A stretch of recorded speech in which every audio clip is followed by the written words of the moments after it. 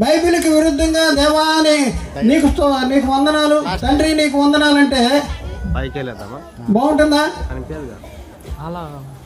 ఒకసారి ఆలోచన చేసుకోండి ప్రియులరా. మనం అంశంలోనికి వెళ్దాం. మన అంశం ఏంటి? మనిషి జన్మతః పాపి కాదు. ఎందుకు మనము ఈ అంశాన్ని మనం నేర్చుకోవాల్సినటువంటి అవసరం వచ్చింది? నేర్చుకోవాల్సిన అవసరం ఉందా? అవసరం ఉంది అనేసి మనం నిన్న క్లాసులో మనం నేర్చుకున్నాం. అయితే ప్రియులరా, మరి నేటి క్రైస్తవ సమాజంలో ఎక్కువ మంది బోధించేటటువంటి బోధ ఏంటి అంటే మనిషి జన్మతః పాపి. మనిషి జన్మతః పాపి. ఆదాము పాపం చేశాడు. సాతాను ఆదాములో పాపాన్ని ఇంజెక్ట్ చేశాడు, ప్రవేశపెట్టేశాడు. ఆదాము పాపి అయిపోయాడు.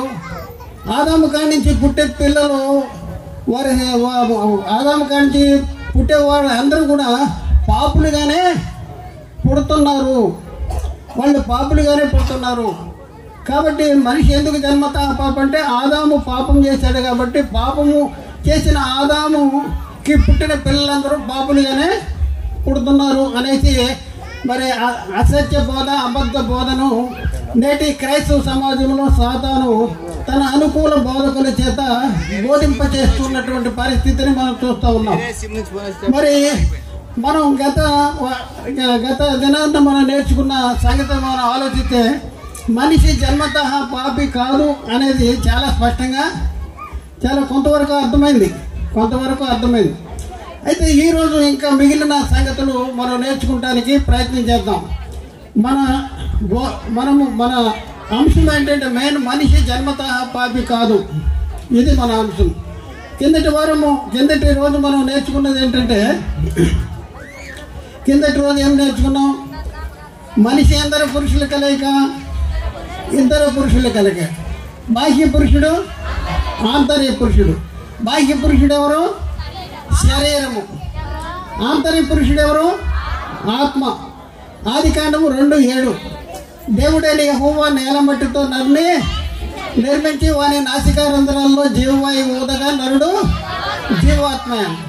మట్టి బొమ్మ జీవాత్మ. మట్టి బొమ్మ ఎక్కడి నుంచి తీయబడింది? నేల మట్టి నుంచి లేక ప్రకృతి నుంచి తీయబడింది. మరి జీవవాయువు ఎక్కడి నుంచి వచ్చింది? దేవునిలో నుండి వచ్చింది. దేవుని దగ్గర నుంచి కాదు, దేవునిలో నుండి వచ్చింది. దేవునిలో దేవుడై ఉండగా దేవునిలోంచి విడిపోయి మట్టి బొమ్మలోనికి ప్రవేశపెట్టబడింది. ఇప్పుడు బాహ్య పురుషుని యొక్క స్వభావం ఎలాంటిది? దేవుడు ఆదాము అనే ఆత్మకు ధరింపజేసినటువంటి బాహ్య పురుషుని యొక్క స్వభావం ఎలాంటిది? ఆ శరీరంలో ఎలాంటి స్వభావం ఉంటుంది? పాప స్వభావము ఉంటుంది. ఎందుకు పాప స్వభావం ఉంటుంది అని మనం పరిశీలన చేస్తే ఎక్కడి నుంచి తీయబడింది? ప్రకృతి నుంచి తీయబడింది, మట్టి నుంచి తీయబడింది. ప్రకృతి నుండి తీయబడినటువంటి ఈ శరీరము ప్రకృతిని కోరుకుంటుంది, ప్రకృతి చేత ఆకర్షించబడుతుంది. దేవుని ఆజ్ఞను లోబడనటువంటి స్వభావం అనేది ఈ శరీరములో ఉంటుంది. మరి ఆత్మలో పాప స్వభావం ఉంటుందంటే ఆత్మలో పాప స్వభావం అనేది ఉండటానికి వీల్లేదు, ఉండదు. ఎందుకంటే ఆత్మ ఎక్కడి నుంచి విడిపోయింది? దేవునిలోంచి విడిపోయింది. దేవుడు నరులను ఎలా సృజించాడు? తన పోలిక చొప్పున తన స్వరూపమందు నరులను సృజించాడు. దేవుని స్వరూపము, దేవుని పోలిక అంటే దేవుడు కలిగి ఉన్నటువంటి గుణ లక్షణాలు కలిగినటువంటి వాడిగా దేవుడు ఆదామును ఆత్మను సృజించాడు. కాబట్టి ఆత్మలో పాప స్వభావం ఉండటానికి వీల్లేదు. అంటే మనకి ఏమర్థమైంది అంటే బేసిక్గా ప్రారంభములోనే ఆదామును సృజించినప్పుడే ఆదాము అన్న ఆత్మకు ధరింపజేసిన శరీరంలో ఏ స్వభావం ఉంది? పాప స్వభావం ఉంది. ఈ పాప స్వభావం కలిగిన శరీరము ఏం చేస్తూ ఉంటుంది? ఆత్మకు శరీరానికి విరోధంగా అపేక్షిస్తూ ఉంటుంది. మేలైనది చేయవలనని నాకు కోరిక కలుగుతున్నది కానీ అది కలగట్లేదు. దాన్ని చేయనిది ఎవరంట? ఇక నేను కాదు కానీ నా యందు నివసించు పాపమే. నా యందు అనగా నా శరీరమందు నివసించు పాపమే. అయ్యో నేనెంత దౌర్భాగ్యుడును, ఇట్టి మరణమునకు లోనుకు శరీరము నుండి నన్ను ఎవడు విడిపించును అంటాడు. ఎప్పుడు కూడా శరీరానికి ఆత్మకి విరోధంగా అపేక్షిస్తుంది. దేవుడు ఫలాన్ని తినొద్దన్నాడు. శరీరం ఏం చేసింది చెప్పండి? ఆదాము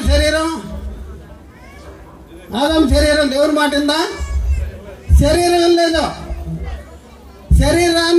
శరీరాన్ని లోపరుచుకుని శరీరాన్ని తన దేవుని చిత్తాన్ని జరింప చేసేలాగా చేయవలసిన బాధ్యత ఎవరిది? ఆత్మది. ఆత్మలో అంత పవర్ ఉంది. ఆత్మ మనకి దేవుడు ఎలాంటి ఆత్మనిచ్చాట? దేవుడు శక్తి, ఇంద్రియ నిగ్రహము కలిగిన ఆత్మనిచ్చాడు. పెరిగితనము గల ఆత్మనివ్వలేదు. ఆత్మ చేత శరీర క్రియలు చంపవలసినటువంటి ఆదాము శరీరానికి లోబడిపోయాడు. తిన్నాడు. ఈ ఫలము తిని వెంటనే నువ్వేమవుతావు అన్నాడు దేవుడు. చనిపోయాడు. ఆ రోజే ఎలా చనిపోయాడు? శారీరకంగా కాదు. సాధారణ అంటుంది ఈ ఫలం తింటే చచ్చిపోతారు అని దేవుడు చెప్పాడంటే మీరు సావరు అంటారు. సావరు అన్నది ఏ రకంగా సావరు? శారీరకంగా సావరు. ఆత్మ సంబంధంగా దేవునికి దూరం అయిపోయారు ఆ రోజు. కాబట్టి ప్రియులారా, పాపం యొక్క ఉనికి, దాని ప్రారంభం ఎక్కడి నుంచి అనేది నేటి బోధకులకి కూడా తెలియదు. ఇప్పటి వరకు కూడా, ఈ రోజు వరకు కూడా తెలియదు. చాలామందికి తెలియదు.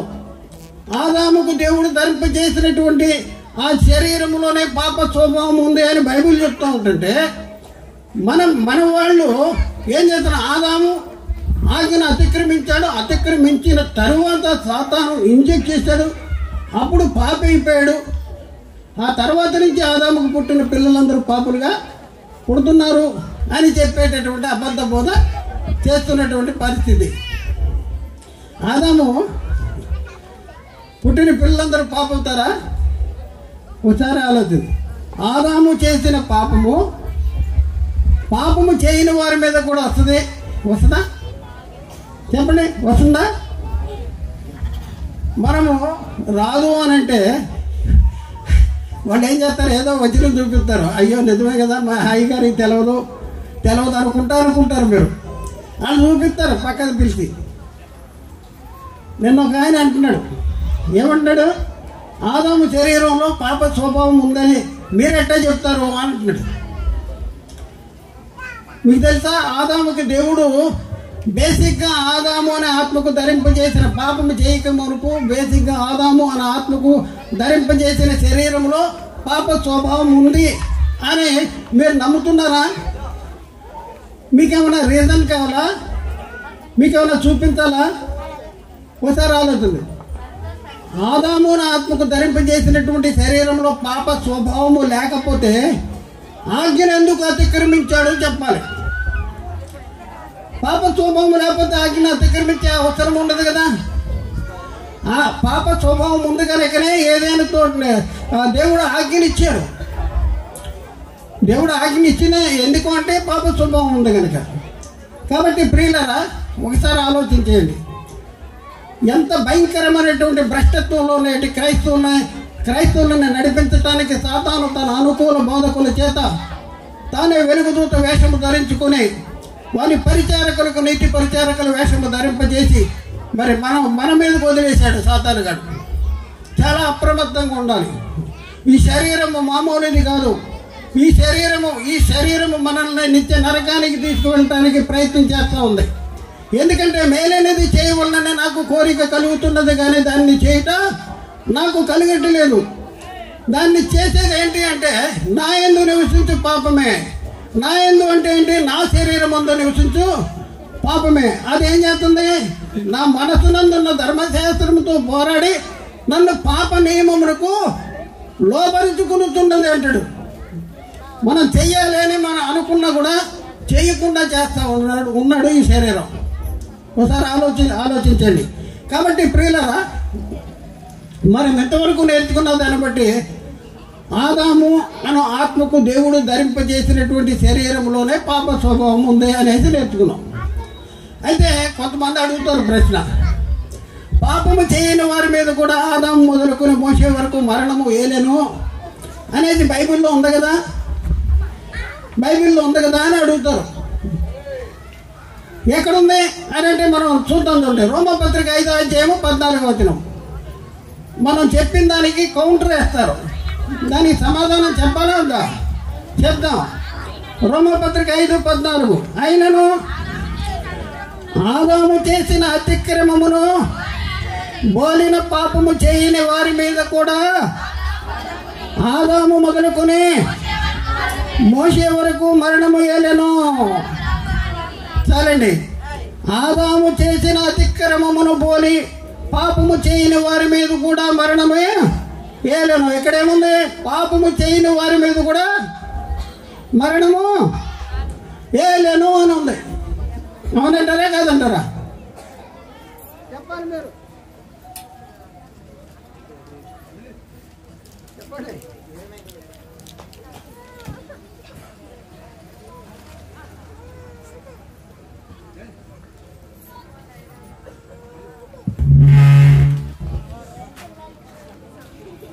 ప్రియులారా, చదవకుండా వాక్యము మనకు ఎలా అర్థమవుతుంది? ఈ వాక్యము మనకు ఎలా అర్థమవుతుంది? ఈ వాక్యంలో ఏముంది? అయినను ఆదాము చేసిన అతిక్రమమును పోలిన పాపము చేయని వారి మీద కూడా ఆదాము మొదలుకొని మోసే వరకు మరణము ఏలెను. అంటే చాలండి. ఇక్కడ ఆదాము చేసిన అతిక్రమమును పోలిన పాపము అంటే పాపము చేయని వారి మీద కూడా మరణము ఏలింది. పాపము చేయని వారి మీద కూడా మరణం ఏలిందంట. మనం కిందటి రోజు మనం ఏం చేసుకున్నాం? ఏమి నేర్చుకున్నాం? ఆజ్ఞాతిక్రమణ పాపము, పాపములో వచ్చే జీతము మరణము. పాపము చేయని వారి మీద కూడా మరణం ఏలిందంట. పాపము చేయని వారి మీద మరణం ఏలుందా? పాపము చేయని వారి మీద. పాపానికి డెఫినేషన్ అంటే పాపము, ఆజ్ఞాతిక్రమణ పాపము, అది ఒక సిద్ధాంతం. ఎవరి మీద పాపము ఆరోపించబడుద్దంటే ఆజ్ఞను అతిక్రమించిన వారి మీద మాత్రమే పాపము ఆరోపించబడుద్ది. అయితే ఇక్కడ ఏమని రాయబడింది? పాపము చేయని వారి మీద కూడా ఆదాము మొదలుకొని మోసే వరకు మరణం ఏలింది అనేసి మన అడుగుతారు. మన అడిగితే ఏం చేయాలి చెప్పండి? ఇప్పుడు ఏం చేయాలి? ఒకసారి ఆలోచించండి. పాపము చేయని వారి మీద కూడా మరణం వేలద్దా? పాపం చేసిన వారి మీద కదా మరణం ఏలేది అనేది మనం ఇంతవరకు నేర్చుకున్నాం.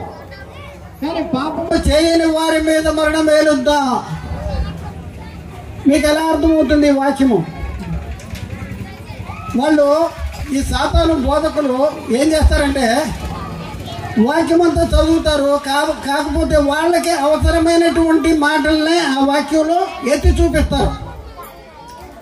చూడండి, పాపము చేయని వారి మీద కూడా మరణం ఏలుద్దా అనేది లేదు అక్కడ. ఏమనుంది? ఆదాము చేసిన అతిక్రమమును బోలి పాపము చేయని వారి మీద కూడా మరణము ఏలింది అంది. అంటే అక్కడ బోలి అనేది చెప్పరాడు. అంటే ఇక్కడ మనం పరిశీలన చేస్తే ఆదాము పాపము చేశాడు, కానీ మిగతా వాళ్ళందరూ కూడా పాపం చేశారు. కానీ మిగతా వాళ్ళు చేసిన పాపము ఆదాము చేసిన పాపమును బోలిన పాపము కాదు. అదేమన్నా బోలిన అనేది వాళ్ళకి అర్థం కాక దాన్ని తీసేస్తారా చదవరం, అది వాళ్ళకి అవసరం లేదు. కానీ మనకు అవసరం. ఎందుకంటే మనిషి జన్మతా పాపి కాదు అనేది మనం చెప్తున్నాం. వాళ్ళు మనిషి జన్మతా పాపి అని నిరూపించుకుంటానికి ఆ బోలి అనేది మింగేస్తారండి. అయితే ఇక్కడ మనం చూస్తే ఆదాము చేసిన అతిక్రమమును బోలిన పాపము చేయని వారు. ఆదాము ఏ పాపం అయితే చేశాడో, ఏ అతిక్రమం వల్ల పాపం చేశాడో అలాంటి అతిక్రమము చేయని వారి మీద కూడా మరణం వెళ్ళింది. అంటే మిగిలిన వారు పాపం చేశారా లేదా? ఇది మనం ప్రశ్న. ఆదాము పాపం చేశాడు, మిగిలిన వాళ్ళు కూడా పాపము చేశారు. కానీ మిగిలిన వాళ్ళు ఆదాము అతిక్రమము జరిగించాడు, మిగిలిన వాళ్ళు కూడా అతిక్రమం జరిగించారు.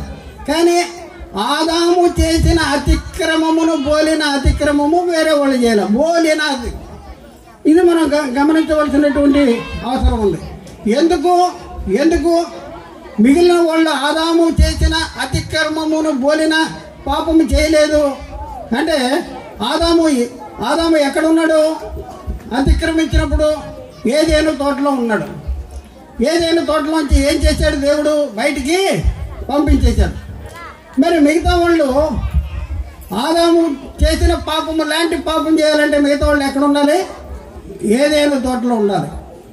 ఏదేను తోటలో ఉండాలి. అందుకనే ఏదేను తోటలో లేరు కనుక ఏదేను తోటలో ఉండి దేవుడు ఏదైతే తినవద్దని ఫలాన్ని తిన్నారో అలాంటి అతిక్రమము వీళ్ళు చేయలే. వీళ్ళు ఎందుకు అది చేయలేదు, లేకపోతే ఇద్దరు ఒకటే చేశారు అని చెప్పడానికి వీళ్ళు కూడా ఏదైనా తోటలో ఉంటే ఇద్దరు ఒకటే పాపం చేశారంటారు. కానీ ఆదాము చేసిన అతిక్రమమును బోలిన పాపము వీళ్ళు చేయలేదు. ఎందుకంటే వీళ్ళు ఏదైనా తోటలో లేరు. వీళ్ళకి దేవుడు అది తినవద్దని చెప్పలేదు. వీళ్ళు మంచి చెడ్డలను తెలివినిచ్చే ఫలాన్ని తెలియలేదు. కాబట్టి ఇక్కడ ఏమనుంది? వీళ్ళు పాపము చేయలేదని లేదు, బోలిన పాపము చేయలేదు. ఒక ఇద్దరు వ్యక్తులు ఉన్నారు. ఇద్దరు వ్యక్తులు ఇల్లు కట్టారు. ఇద్దరు కట్టారు. కానీ ఒక ఆయన అంటాడు, నేను కట్టిన ఇల్లును పోలిన ఇల్లు కట్టలేదు ఈయన అంటాడు. పోలిన ఇల్లు అంటే ఇద్దరు ఒకటే కట్టలే, ఇద్దరు కట్టారు కానీ పోలిన ఇల్లు కట్టలేదు. ఇద్దరు సేమ్ టు సేమ్ కాదు. ఇద్దరు కట్టిన ఇల్లు ఒకటి ఒకేలాగా లేదు. ఇద్దరు వేరే వేరే ఇళ్ళు కట్టారు. కాబట్టి ఈ వచనాన్ని మనం ఎలా అర్థం చేసుకోవాలంటే బోలిన పాపము చేయని వారి మీద కూడా మరణం వేలింది. అంటే ఆదాము పాపం చేశాడు. ఆదాము తర్వాత మిగతా వాళ్ళు కూడా అతిక్రమం జరిగించారు. కానీ మిగతా వాళ్ళు ఆదాము చేసిన అతిక్రమమును బోలిన అతిక్రమము వీళ్ళు చేయలేదు. ఇది మనకై అర్థమవుతుంది. ఇక్కడ ప్రియులరా చాలా జాగ్రత్తగా ఆలోచించండి. ఆదాము చేసిన అతిక్రమము వేరు. ఆదాము తర్వాత దేవుని ప్రజలు అతిక్రమము వేరు. ఆదాము పాపము చేశాడు. ఆదాము తర్వాత వారు కూడా పాపము చేశారు. కానీ ఆదాము చేసినటువంటి పాపము లేక అతిక్రమము వంటిది ఆ తర్వాత వారు చేయలేదు. ఎందుకు చేయలేదు అంటే వీళ్ళు ఏదైనా తోటలో ఉండాలి, వీళ్ళకు కూడా దేవుని ఆజ్ఞ ఇవ్వాలి, వీళ్ళు కూడా ఆ ఫలాన్ని మంచి చెడ్డలు తెలివినిచ్చే ఫలాన్ని తినాలి. కానీ అలా జరగలేదు. కాబట్టి ప్రియులను ఒకసారి ఆలోచించండి. అయితే ఇక్కడ మనం పరిశీలన చేస్తే ఇక్కడ కయ్యూను గురించి ఇప్పుడు మనం చూస్తే కయ్యూను హేబేలు ఉన్నారు. కయ్యూను హేబేలు ఎవరు పుట్టారు? ఆదాము పుట్టారు కదా. మరి ఇద్దరు పాపులుగా పుట్టారా, నీతిమంతులుగా పుట్టారా? ఎలా పుట్టారు? ఇద్దరు పుట్టుకతో నీతిమంతులు. కయ్యూను ఎప్పుడు మరి దేవుని ఆజ్ఞను అతిక్రమించాడు. అంటే దేవునికి ఇష్టడిగా జీవించలేదు. ఎదిగిన తర్వాత ఆయన పశువులను కాచుకుంటూ ఉన్న పరిస్థితుల్లో, గొర్రెలు కాచుకుంటున్న పరిస్థితుల్లో అప్పుడు దేవునికి మరి బలి ఇచ్చినప్పుడు మరి అప్పుడు దేవుడు ఆయన ఇచ్చినటువంటి బలిని ఆయన తిరస్కరించాడు. అప్పటి వరకు కయ్యూను కానీ హేబేలు కానీ నీతిమంతులు కానీ ఉన్నారు. అయితే ఇక్కడ పరిశీలన చేస్తే ఇక్కడ కయ్యూను ఉన్నాడు. కయ్యూను హేబేలు కంటే శ్రేష్టమైన బలిని అర్పించాడు. కయ్యూను బలి అర్పించాడు. కయ్యూను హేబేలు కంటే శ్రేష్టమైన దానిని అర్పించాడు. అంటే హేబేలు బలి అర్పించాడు. మరి యేసుక్రీస్తు మరి హేబేలు కంటే శ్రేష్టమైన దాన్ని అర్పించాడంట. ఎక్కడ చూద్దామండి. హేబేలు కంటే శ్రేష్టమైన దాన్ని అర్పించాడు. కయ్యూను కంటే హేబేలు శ్రేష్టమైన బలి అర్పించాడు. అలాగే యేసుక్రీస్తు హేబేలు కంటే మరి శ్రేష్టమైన దాన్ని అర్పించాడు. ఏంటంటే తన్ను తాను బలిగా అర్పించుకున్నాడు. కాబట్టి ప్రియులారా ఇక్కడ ఆదాము చేసిన అతిక్రమమును బోలిన పాపము చేయని వారి మీద కూడా ఆదాము మొదలుకొని మోసే వరకు మరణం వేయలేను. అంటే ఆదాము పాపం చేశాడు గనక ఆ బోలిన పాపము వీళ్ళు చేయలేదు గనక వీళ్ళ మీద మరణం ఏలలేదని కాదు. ఆదాము పాపం చేశాడు, ఆ తర్వాత వారు కూడా పాపం చేశారు. కానీ ఆదాము చేసిన పాపము లాంటి పాపము తర్వాత వారు చేయలేదు అనేది ఇక్కడ చెప్తున్నాడు. వాళ్ళు ఏం చేస్తారు? బోలిన పాపం అనేది వాళ్ళు మింగేస్తున్నారు. పాపము చేయని వారి మీద కూడా మరణము ఏలింది. ఇదిగో చూడండి, ఆదాము మొదలుకొని మోసే వరకు పాపము చేయని వారి మీద కూడా మరణం ఏలింది అని చెప్తున్నారు. అలా ఏలటానికి వీలు లేదు. ఎందుకంటే పాపానికి డెఫినేషన్ ఆజ్ఞాతిక్రమణ పాపము, పాపము వల్ల వచ్చే జీతము మరణము అనేసి లేఖనాల్లో రాయబడి ఉంది. అయితే మరొక సంగతి మనం నేర్చుకుందాం. ఏంటి ఆ సంగతి? ఏంటంటే ఆదాము చేసిన అవిధేయత వలన అనేకులు పాపులుగా చేయబడ్డారని అపోహపడుతూ ఉన్నారు. ఇదే చాలా ప్రాముఖ్యమైనటువంటి అపోహ. ఆదాము చేసిన అవిధేయత వలన అనేకులు పాపులుగా చేయబడ్డారు అనేసి అపోహపడుతున్నారు. ఆదాము చేసిన అవిధేయత వలన అనేకులు పాపము చేయకపోయినా పాపులుగా తీర్చబడుతున్నారు. అలాగే యేసుక్రీస్తు వచ్చాడు, యేసుక్రీస్తు వచ్చి నీతిని జరిగించాడు. నీతిని జరిగించిన అనేకులు నీతిమంతులుగా తీర్చబడిపోతున్నారు అనేసి చెప్తా ఉన్నారు.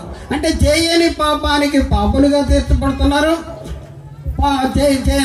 ఇక్కడ పాపులుగా తీర్చబడితే వీళ్ళ కోసము యేసుక్రీస్తు బలైపోయాడు.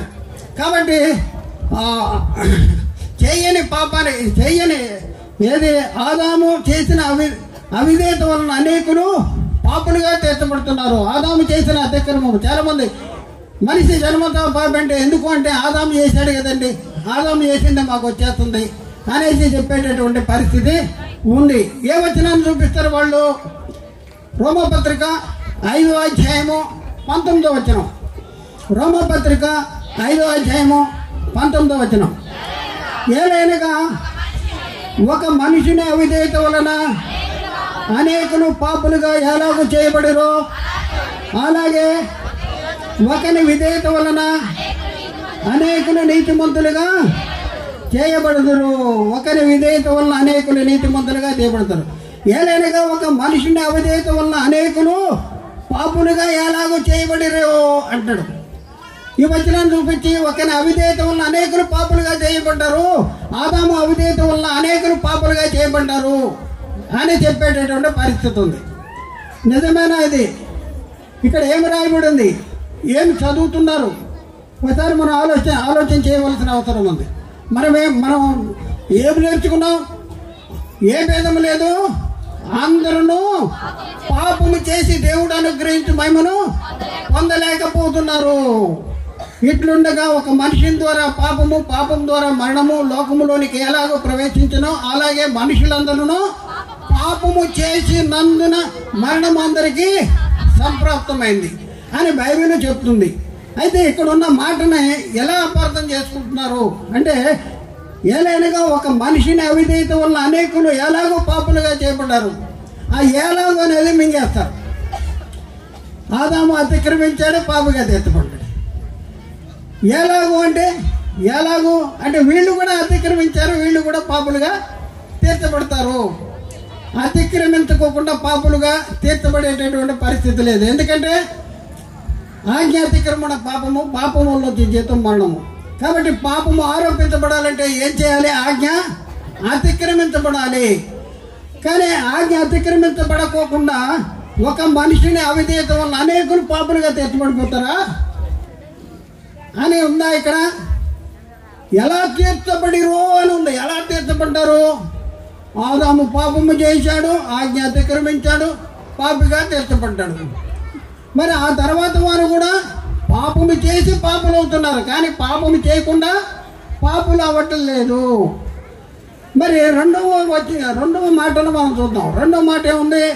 అలాగే ఒకరి విధేయత వలన అనేకులు నీతిమంతులుగా తీర్చబడుతున్నారు. ఒకరి విధేయత వలన అనేకులు నీతిమంతులుగా చేయబడుతున్నారు. మరి యేసుక్రీస్తును ఒకరి విధేయత వలన చూడండి, ఆదాము పాపం చేయడం వలన అందరూ కూడా పాపులుగా తీర్చబడిపోతే, యేసుక్రీస్తు విధేయత వల్ల అందరూ నీతిమంతులుగా తీర్చబడిపోతున్నారా? యేసుక్రీస్తు విధేయత వల్ల అనేకులు నీతిమంతులుగా చేయబడుతున్నారు అని ఉంది. యేసుక్రీస్తు విధేయత వల్ల ఆటోమేటిక్గా అందరూ నీతిమంతులుగా తీర్చబడతారా? ఒకసారి ఆలోచించండి. యేసుక్రీస్తు విధేయత చూపించాడు, నీతిని జరిగించాడు, లోకంలోనికి నీతిని తీసుకొచ్చాడు. యేసుక్రీస్తు లోకంలోనికి తీసుకొచ్చిన నీతికి వారసులు కావాలంటే మనం ఏం చేయాలి చెప్పండి? నీతిని జరిగించుకోకుండా నీతిమంతులు అవుతారా? ఆదాము ఆజ్ఞను అతిక్రమించాడు, పాపం చేశాడు. పాపం వల్ల లోకంలోనికి మరణం వచ్చింది. మరణం వస్తే అందరూ పాపం చేస్తాం వల్ల మరణం అనేది అందరికీ సంప్రాప్తమైంది. అలాగే యేసుక్రీస్తు నీతిని జరిగించాడు. నీతిని జరిగించి లోకంలోనికి నిత్య జీవాన్ని తీసుకొచ్చాడు. లోకంలో ఉన్న వాళ్ళు నిత్య జీవానికి వారసులు కావాలంటే ఏం చేయాలంటే వాళ్ళు కూడా ఏం చేయాలి చెప్పండి? ఉత్తిన వచ్చేస్తుందా? ఉత్తిన రాదు. నీతిని జరిగించాలి. నీతిని జరిగించు ప్రతివాడు నీతిమంతుడు. నీతిని జరిగించాలి. చూద్దాం ప్రియులారా, చూద్దాం. ఇక్కడ మనం చూద్దాం. పాపము చేయని వారి మీద కూడా మరణం ఏలద్దంటే ఏలేటటువంటి సమస్య లేదు. ఒక మనుషుని ద్వారా, రోమా 5:12, ఒక మనుషుని ద్వారా పాపము ద్వారా మరణమును లోకములోనికి ఎలాగో ప్రవేశించను, అలాగుననే మనుషులందరూ పాపము చేసినందున మరణం అందరికీ అలాగే మనుషులందరూ ఏం చేశారంటే పాపము చేసినందునే మరణం అందరికి వచ్చింది. ఆదాము పాపం చేశాడు, లోకంలోనికి పాపం వచ్చింది. మిగతా వాళ్ళు ఆదాము పాపమే మిగతా వాళ్ళకి వచ్చేసిందంటే లేదు. అలాగే మనుషులందరూ పాపము చేసినందున మరణం అనేది అందరికీ సంప్రాప్తము అయింది. రోమా 3:23, ఏ భేదం లేదు, అందరూ పాపము చేసి దేవుడు అనుగ్రహించిన మహిమను పొందలేకపోతున్నారు. కాబట్టి ప్రియులారా ఒకసారి ఆలోచించండి. మరి ఒక మనిషి ద్వారా పాపం ద్వారా మరణము లోకంలోనికి ఎలా వచ్చింది? లోకంలోనికి ఎలాగ వచ్చానో అలాగే మనుషులందరూ ఎందుకు పాపులవుతున్నారు? పాపము చేస్తే పాపులవుతున్నారు. మరి యేసుక్రీస్తు లోకంలోనికి తెచ్చిన నీతికి వారసులు మనకు కావాలంటే మనం ఏం చేయాలి? నీతిని జరిగించాలి. నీతిని జరిగించిన మనము నీతిమంతులం అవుతాం. అయితే ఆదాము చేసినటువంటి పాపము వలన ఆదాముకి పుట్టినటువంటి 2 కుమారులు పాపులుగా పుట్టలేదు. చూద్దాం ప్రియులారా, ఇక్కడ మనం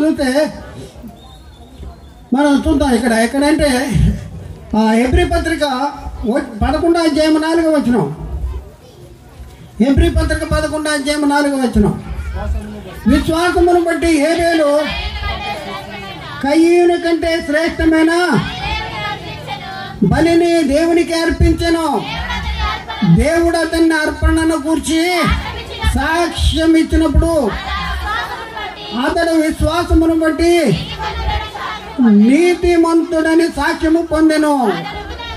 చాలండి. అతడు విశ్వాసమును బట్టి 2 కుమారులు పుట్టితే 2 కుమారుల్లో హేబేలు నీతిమంతుడిగా తీర్పు పొందాడు.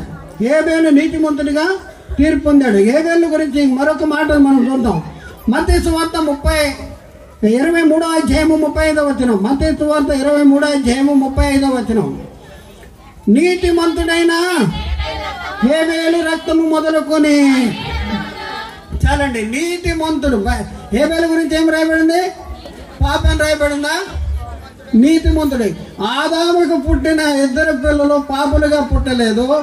ఆ 2లో ఒకళ్ళ గురించి, హేబేలు గురించి నీతిమంతుడు అని రాయబడి ఉంటే ఆదాము చేసిన పాపము వలన పాపము చేయని అనేకులు పాపులుగా తీర్చబడిపోతున్నారు అని చెప్తున్నాడు. ఆదాము పాపం చేశాడు, ఆ పాపం మనకు వచ్చేస్తుంది.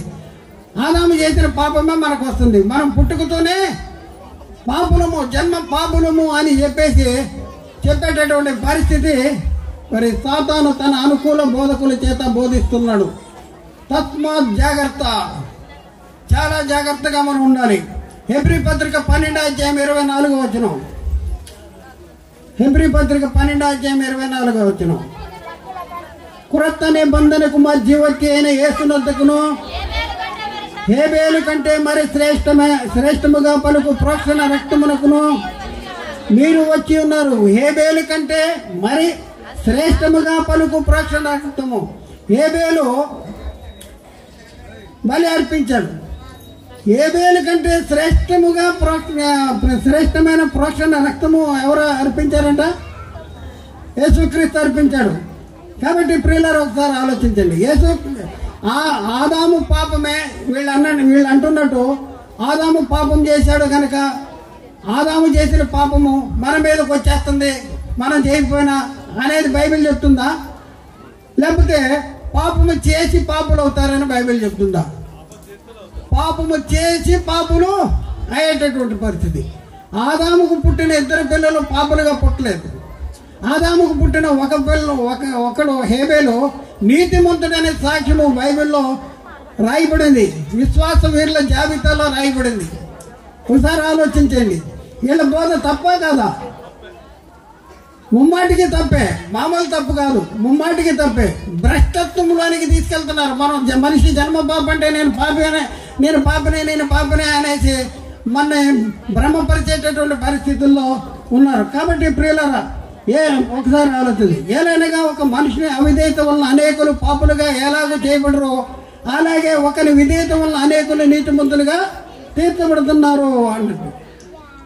ఇక్కడ మనం చాలా జాగ్రత్తగా ఆలోచించండి. ఒక మనిషిని అవిధేయత వలన అనేకులు పాపులుగా తీర్చబడ్డారు అంటే ఒక మనిషిని అవిధేయత వలన అనేకులు పాపులుగా తీర్చబడ్డారా, లేకపోతే వాళ్ళు పాపం చేసి పాపులయ్యారా?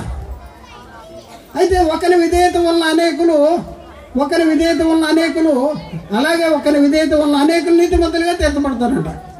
ఎవరో ఒకరు విధేయత, యేసుక్రీస్తు విధేయత వలన అనేకులు నీతిమంతులుగా తీర్చబడతారు.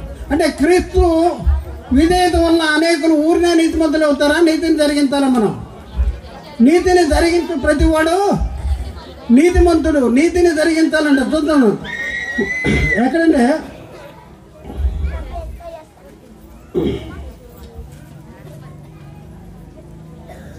యోహాను రాసిన మొదటి పత్రిక 3వ అధ్యాయము 7వ వచనం. చిన్న పిల్లలారా, ఎవరిని మిమ్మల్ని మోసపరచనీయకుడి, ఆయన నీతిమంతుడై ఉన్నట్టు నీతిని జరిగించి ప్రతివాడు నీతిమంతుడు. చూడండి, యేసుక్రీస్తు నీతిని జరిగించి నిత్య జీవాన్ని తీసుకొచ్చాడు. మరి మనము ఆ నీతికి మనం వారసులం కావాలంటే మనం ఏం చేయాలి? నీతిని జరిగించి ప్రతివాడు నీతిమంతుడు అవుతాడు. పాపము ఆదాము పాపం చేశాడు, మిగిలిన వాళ్ళు పాపం చేయాలంటే మనుషులందరూ పాపము చేసి దేవుడు అనుగ్రహించడు. పాపం ఆరోపించబడాలంటే పాపం చేయాలి, ఆజ్ఞను అతిక్రమించాలి. నీతిమంతుడిగా తీర్చబడాలంటే ఏం చేయాలి? నీతిని జరిగించాలి. నీతిని జరిగిస్తేనే నీతిమంతుడు అవుతాడు. అంతేగాని ఆదాము పాపము చేయని మనకి రాదు. ఆజ్ఞాతిక్రమణం పాపము వల్ల వచ్చే జీతము మరణము. ఆదాము అవిధేయత వల్ల ఆదాము పాపిగా చేయబడ్డాడు. ఆదాము తరువాత అనేకులు అవిధేయత వల్ల అనేకులు పాపులుగా చేయబడ్డారు. యేసుక్రీస్తు ఒకని విధేయత వల్ల మరి నీతిమంతుడిగా తీర్చబడ్డాడు, నీతిని లోకానికి తెచ్చాడు. అలాగే యేసుక్రీస్తు ఒకని విధేయత వల్ల నీతిమంతులుగా తీర్చబడుతున్నాము. మనము నీతిమంతులుగా తీర్చబడాలంటే మనం ఏం చేయాలంటే యేసుక్రీస్తు లోకానికి తెచ్చిన నీతికి మనం వారసులు కావాలంటే మనం కూడా నీతిని జరిగించాలి. కాబట్టి ప్రియులారా ఒకసారి ఆలోచించండి. పాపము చేయని వారి మీద కూడా మరణము ఏలుద్దా? ఏలదు. పాపము చేయాలి, పాపము చేయని వారి మీద మరణము ఏలదు. ఒక మనిషి ద్వారా పాపం ద్వారా మరణము లోకంలోనికి ఎలా వచ్చిందో ఎలాగో అనేది అండర్లైన్ చేసుకోవాలి. అక్కడ బోలిన పాపం అనేది అండర్లైన్ చేయాలి. ఈ రెండు మింగేసి మనిషి జన్మతో పాపేనేసి మనల్ని మభ్యపెట్టి చెప్పేటటువంటి పరిస్థితి మనకి జరుగుతుంది. కాబట్టి ప్రియులారా ఒకసారి ఆలోచించండి. ఇప్పుడున్న పరిస్థితుల్లో మనిషి జన్మత పాపి ఎప్పుడవుతాడు? మనిషి పాపి ఎప్పుడవుతాడు? పాపము చేస్తే అవుతాడా? చేయకపోయినా పాప అవుతాడా? పాపము చేస్తే పాపే. నీతిమంతుడు అవ్వాలంటే ఏం చేయాలి? నీతిని జరిగించు ప్రతివాడు నీతిమంతుడు. నీతిని జరిగించాలి. నీతిని జరిగించకపోతే నీతిమంతుడిగా తీర్చబడే పరిస్థితి లేదు. నీతిని జరిగించాలి. నీతిని జరిగించడం అంటే ఏంటి? ఇప్పుడున్న పరిస్థితుల్లో నీతిని జరిగించడం అంటే ఏంటి చెప్పండి? యేసుక్రీస్తు దేవుని కుమారుడిని నమ్మాలి. యేసుక్రీస్తు మరి ప్రభు అని విశ్వసించాలి. యేసుక్రీస్తు మన పాపాల కోసం సిలువలో బలి అయిపోయాడని నమ్మాలి. క్రీస్తు సిలువలో కార్చిన రక్తధారల ద్వారా మన పాపాలు క్షమించబడని నమ్మాలి. యేసుక్రీస్తు మృతి పొందాడు, సమాధి చేయబడ్డాడు, తిరిగి 3వ దినాన లేచాడు అని నమ్మాలి. అలాగే యేసుక్రీస్తు మళ్ళీ వచ్చి ఆయన విశ్వాసం ఉంచు వారిని తిరిగి తీసుకువెళ్తాడని నమ్మాలి. అంటే సువార్తను నమ్మాలి. సువార్తను నమ్మేం చేయాలి? నమ్మితే సరిపోద్దా? మేము నమ్ముతూనే ఉంటారు. చాలామంది వస్తారు కానీ బాప్తిజాలు తీసుకోరు. మేము నమ్ముతున్నాం అంటారు. నమ్మితే సరిపోదు. యాకోబు ఏమంటాడు? వ్యర్థుడా, క్రియలేని విశ్వాసము నిష్ఫలమని నీవు తెలుసుకుని కోరుతున్నావా అంటాడు. చూడండి, దెయ్యాలు నమ్మి వణుకుతున్నాయి. మనమేం చేయాలి? నమ్మాలి, వినాలి, విశ్వసించాలి, మారు మనసు పొందాలి, మారు మనసు పొంది పాప క్షమాపణ నిమిత్తము యేసుక్రీస్తు నామములో బాప్తిజం తీసుకోవాలి. బాప్తిజం తీసుకుంటే అయిపోయిందా? బాప్తిజంలో ఏం జరుగుతుంది? పాప విషయంలో చనిపోతున్నాం. తర్వాత ఏం చేయాలి? బాప్తిజం తీసుకున్న తర్వాత మన పనులు మనం చేసుకోవాలా? బాప్తిజం తీసుకున్న తర్వాత ఏం చేయాలి? భయముతో వణుకుతో మన స్వరక్షణని కొనసాగించాలి. ఎందుకంటే మీ విరోధి అయిన అపవాది ఎవరిని మింగుతున్నానని వెతుకుతూ తిరుగుతున్నాడు. అందుకనే పౌలు అంటాడు, అందరికీ ప్రకటించిన తర్వాత నేనే భ్రష్టుని అయిపోతానేమో అని నా శరీరాన్ని నలగొట్టుకుని దాన్ని లోపరుచుకుంటున్నాను. శరీరాన్ని నలగొట్టుకోవాలి, శరీరాన్ని లోపరుచుకోవాలి. లేకపోతే ఈ శరీరం మనని మోసం చేస్తుంది. మనము అనే ఆత్మకి సేవ చేస్తానికి అలాగే ఈ శరీరంతో దేవుని పని జరిగించడానికి దేవుడు అనే ఆత్మకి ఈ శరీరాన్ని ఇచ్చాడు. మనం ఏం చేస్తున్నాం? రోడ్డు మీద తిప్పుతున్నాం. ఈ శరీరాన్ని ఏం చేస్తున్నాం? ఒకసారి ఆలోచించి, దేనికోసం వాడుతున్నాం? ఆత్మ కోసం వాడుతున్నామా? దేవుని కోసం వాడుతున్నామా? దేనికోసం వాడుతున్నాం? ఒకసారి ఆలోచించుకోండి. ఎలాంటి పరిస్థితుల్లో మరి సాతాను మనల్ని నడిపిస్తున్నాడు. శరీరము చాలా భయంకరమైనటువంటిది. మనల్ని మోసం చేస్తుంది. నా ఆత్మలో ఎక్కడ తీసుకెళ్ళద్ది? నరకాన్ని తీసుకెళ్ళద్దు. నరకం అంటే మామూలా? ధనవంతుడు ఏమంటున్నాడు? తండ్రి పైన అబ్రహామా, నేను అగ్ని జ్వాలలో యాతన పొందుతున్నాను, నా ఎందుకు కనికరపడి తన వేలుకొలను నీటిలో ముంచి నా నాలుకను చల్లార్చడానికి పంపించంటాడు. నేను ఈ అగ్ని జ్వాలలో యాతన పడుతున్నాను. భయంకరం. యాతన ఎంతకాలం ఉంటుంది? అగ్ని ఆరదు, పురుగు చాలు. యుగాలు అగ్నిలో కాలిపోయేటటువంటి భయంకర పరిస్థితిని ఎవరు తీసుకెళ్ళడానికి ప్రయత్నం చేస్తున్నారు? శరీరము ఆత్మ సిద్ధమే కానీ శరీరము బలహీనము. మేలైనది చేయాలని ఆత్మ కలుగుద్ది, దాన్ని చేయటం నాకు కలగట్లేదు. దాన్ని చేయనిది ఎవరంటే నేను కాదు, ఆత్మ అయినా నేను కాదు. మరి ఎవరే అంటే నా యందు అంటే నీ ఎందంటే ఎవరు? ఆత్మ ఎందంటే కాదు. నా యందు అనగా నా శరీరం ముందు నివసించు పాపమే.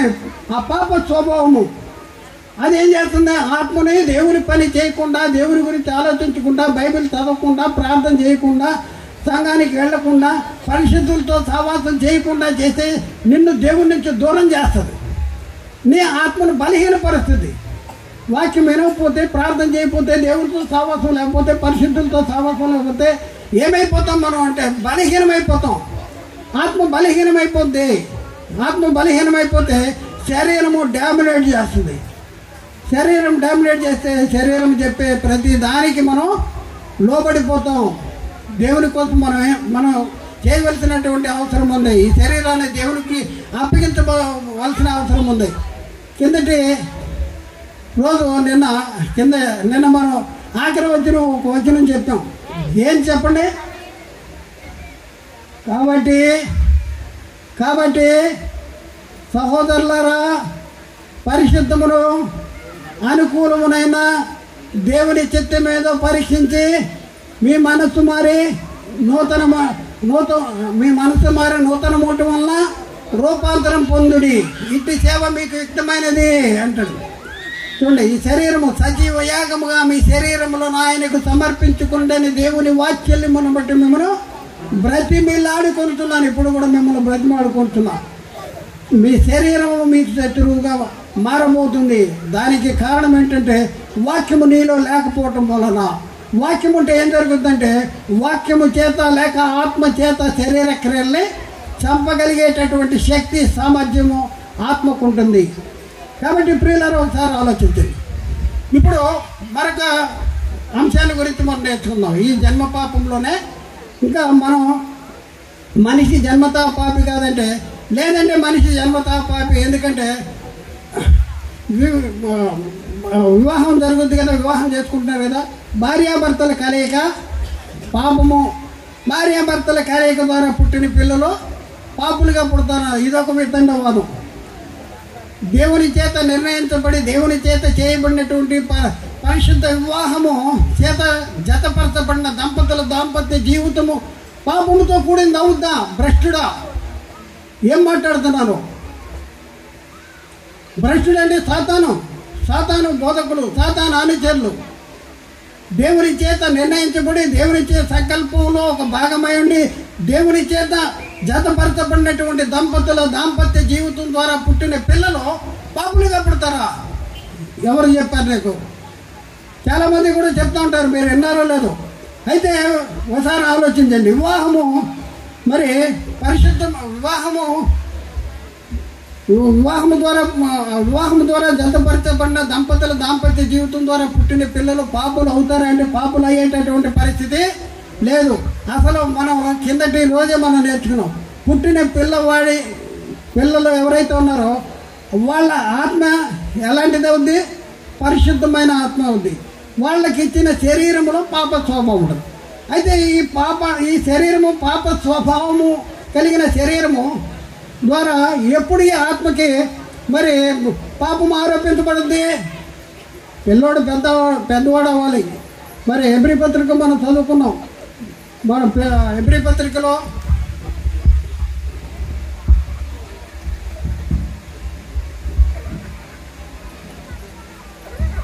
సాధకము చేయబడిన జ్ఞానేంద్రియాలంట.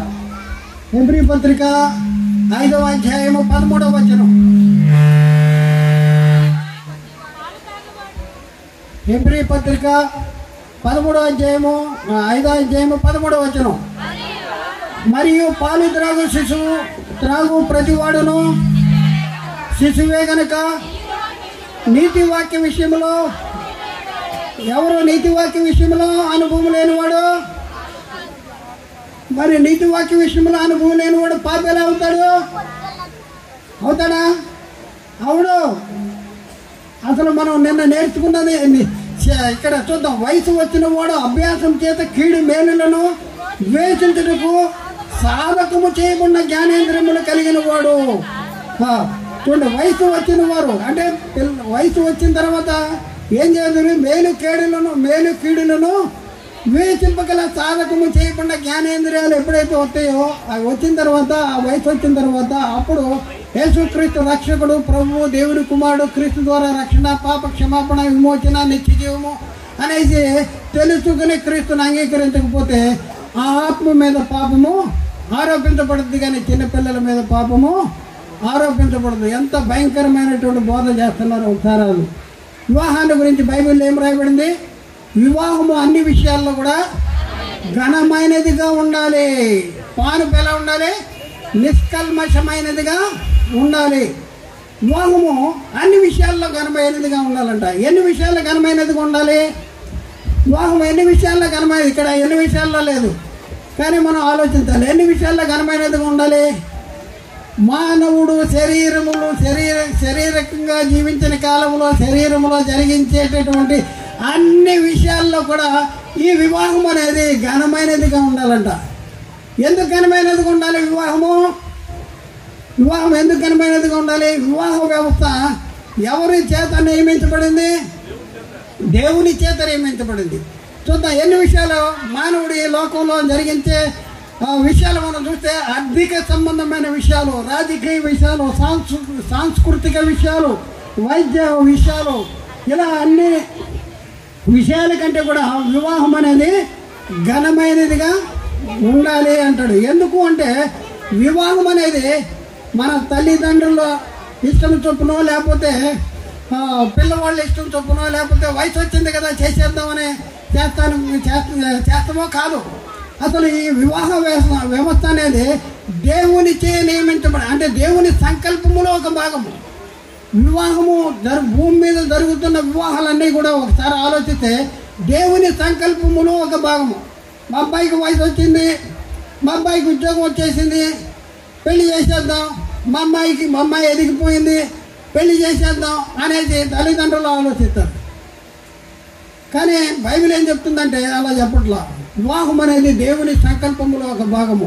జగత్తుకి పునాది వేయబడక మునిపే దేవుడు ఆయనకి కుమారులు కావాలని దేవుడు సంకల్పించాడు. జగత్తుకి పునాది వేయబడక మునిపే నీవు, నేను, మనము నుంచున్న ఈ భూమి, ఆకాశము, సూర్యుడు, చంద్రుడు, నక్షత్రాలు ఇవేమి లేక మునిపే, నీవు లేక మునిపే, మనం లేక మునిపే దేవుడు మనల్ని తనకు కుమారులుగా కావాలనుకున్నాడు. ఎలా కావాలనుకున్నాడంటే పరిశుద్ధులుగా, నిర్దోషులుగా ఉండాలి, తన సన్నిధిలో ఉండాలి, తన మహిమకు, తన కృపా మహిమకు కీర్తి తెచ్చేవాళ్ళుగా ఉండాలి అనేది దేవుడు సంకల్పము.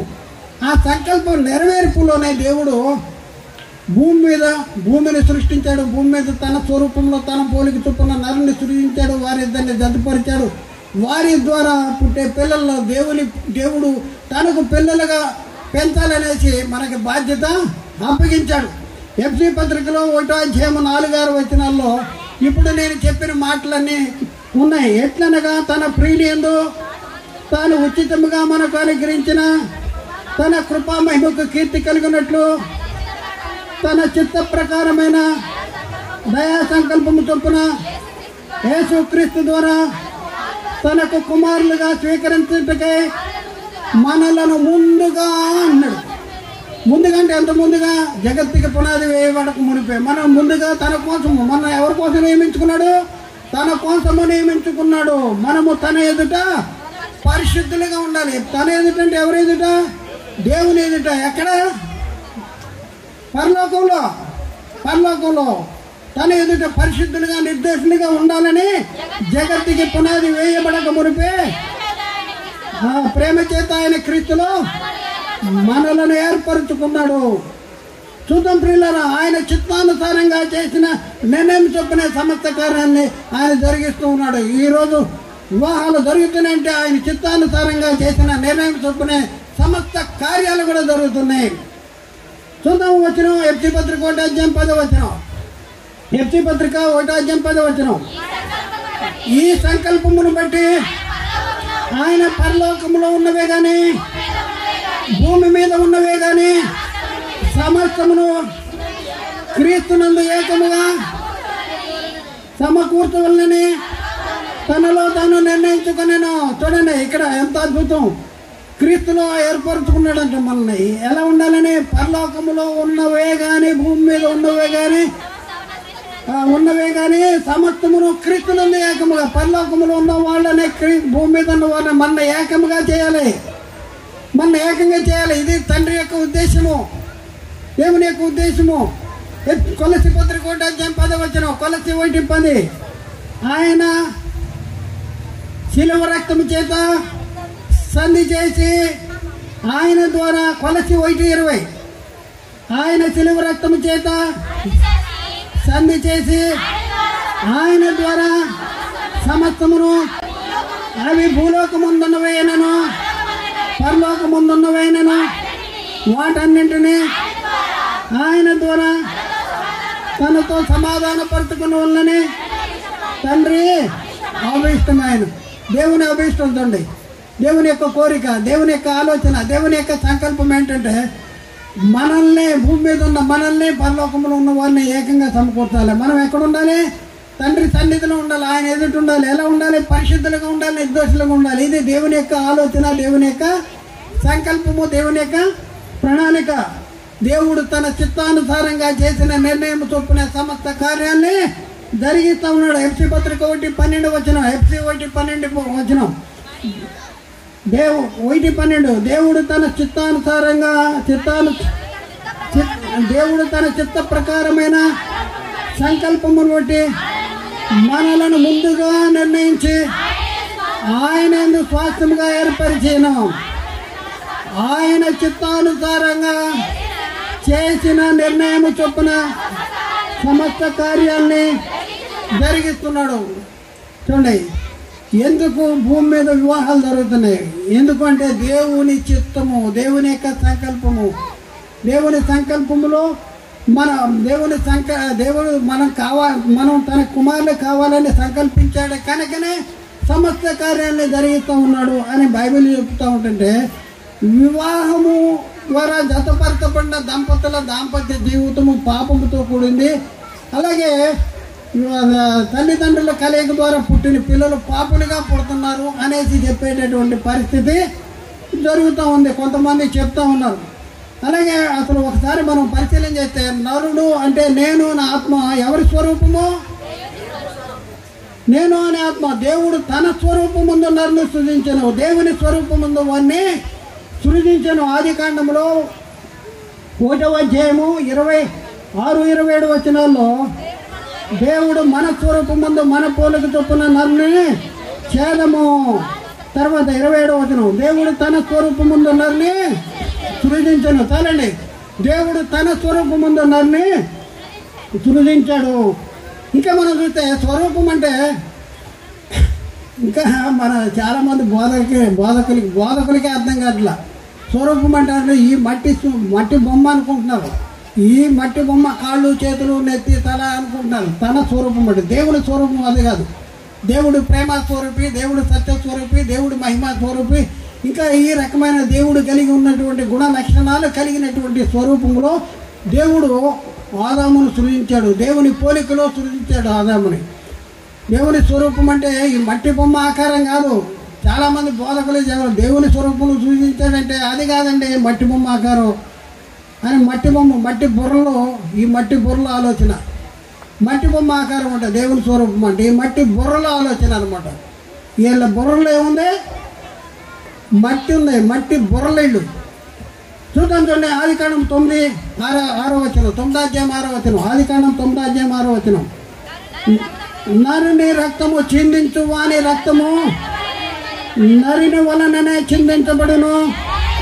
ఏలైనగా దేవుడు తన స్వరూపమందు నరుని దేవుని స్వరూపం అంటే నరుని చేశాడు. దేవుని స్వరూపం అంటే మట్టి బొమ్మ కాదు, ఆత్మ. దేవుడిని చెడిపోయిందంటే ఆత్మ. దేవుడు ఏమంటున్నాడు? నేను పరిశుద్ధుండి కనుక మీరు కూడా పరిశుద్ధుడిగా ఉండాలంటాడు. దేవుని స్వరూపంలో సూచించబడ్డాడంటే మట్టి బొమ్మ కానే కాదు. యాకోబు పత్రిక 3వ అధ్యాయము 8-9 వచనాలు. యాకోబు పత్రిక 3వ అధ్యాయం 8-9 వచనాలు. ఏ నరుడును నాలుకను సాధువు చేయనేరడు, అది మరణకరమైన విషముతో నిండినది, అది నిరర్గళమైన దుష్టత్వమే. దీనితోనే తండ్రి అయిన ప్రభువును స్తుతించుము, దీనితోనే దేవుని పోలికగా పుట్టిన మనుషులను శపించుము. చూడండి, దేవుని పోలికలో సృజించబడిన మనుషులు మనం ఎవరు అంటే దేవుని పోలికలో సృజించబడిన వారము.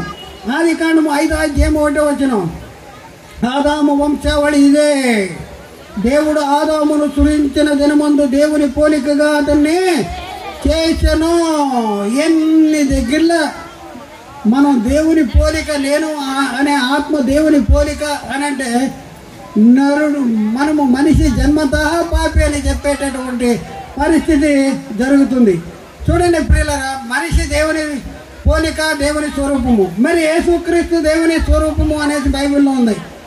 యేసుక్రీస్తు దేవుని స్వరూపం అంటే యేసుక్రీస్తు మట్టి బొమ్మ. యేసుక్రీస్తు దేవుని స్వరూపం అంటే ఈ కాళ్ళు చేతులు ముక్కులు ఇవేనా? బైబిల్లో ఉంది, చూద్దాం. 2 కొరింథీయులకు రాసిన 2వ పత్రిక 4వ అధ్యాయం 4వ వచనం. కొరింథీయులకు రాసిన 2వ పత్రిక 4వ అధ్యాయం 4వ వచనం. దేవుని స్వరూపి అయిన క్రీస్తు మహిమను కనపరుచు సువార్త ప్రకాశము వారికి ప్రకాశింపకుండా నిమిత్తము ఈ యుగ సంబంధమైన దేవతా విశ్వాసులైన వారి మనోనేత్రాలకి గుడ్డితనము కలగజేస్తుందంట. దేవుని స్వరూపి అన్న క్రీస్తు మహిమ. యేసుక్రీస్తు ఎవరు? దేవుని స్వరూపి. ఆదాము ఎవరు? దేవుని స్వరూపి. అమాయకులు దేవుని స్వరూపం అంటే ఈ కాళ్ళు, చేతులు, ముక్కు, ఈ తల ఇదే అనుకుంటున్నారు. ఎంత అమాయకులు! అందరినీ మోసం చేస్తున్నారు. తస్మాత్ జాగ్రత్త. ఇలాంటి వాళ్ళు సాతాను తన అనుకూల బోధకుల్ని సంఘంలో బోధకులుగా ఏర్పాటు చేసి మనల్ని నిత్య నరకానికి తీసుకువెళ్ళడానికి ప్రయత్నం చేస్తున్నాడు. ఫిలిప్పీ పత్రిక 2వ అధ్యాయం 6వ వచనం. ఫిలిప్పీ పత్రిక 2వ అధ్యాయం 6వ వచనం. ఆయన ఎవరి గురించి రాయబడుతుంది? ఆయన అంటే ఎవరు? యేసుక్రీస్తు. ఆయన దేవుని స్వరూపము కలవాడండి. దేవుని స్వరూపము కలవాడండి. దేవునితో సమానముగా ఉండటం విడిచిపెట్టకూడని భాగ్యమని ఎంచుకొనలేదు కానీ చాలండి. ఆయన దేవుని స్వరూపము గలవాడేయండి. యేసుక్రీస్తు దేవుని స్వరూపి. మనమెవరు స్వరూపంలో? దేవుడు ఆదామును ఎవరి స్వరూపంలో, ఎవరి పోలికలో సృజించాడు? చూడండి ఎంత స్వరూపము, దేవుని స్వరూపం అంటే తెలవనటువంటి వాళ్ళు సంఘాలలో అగ్ర బోధకులుగా, క్రైస్తవ సమాజంలో అగ్ర బోధకులుగా ఉండేటటువంటి పరిస్థితి ఉంది ఇప్పుడు. మరి అలాంటి బోధకులు మనకుంటే మనకు నిత్యజీవం పొందుతామా? ఒకసారి ఆలోచించండి. నిత్య నరకానికి తీసుకువెళ్ళేటటువంటి పరిస్థితి జరుగుతుంది. నెక్స్ట్ పాయింట్, 4వ పాయింట్ ఏంటంటే వివాహ వ్యవస్థ దేవుడే నియమించాడు. ఎవరు నియమించారు వివాహ వ్యవస్థను? దేవుడే నియమించాడు. ఆదికాండము 2వ అధ్యాయము 18 నుండి కిందకి చదువుతాం. 24వ వచనంలో 18.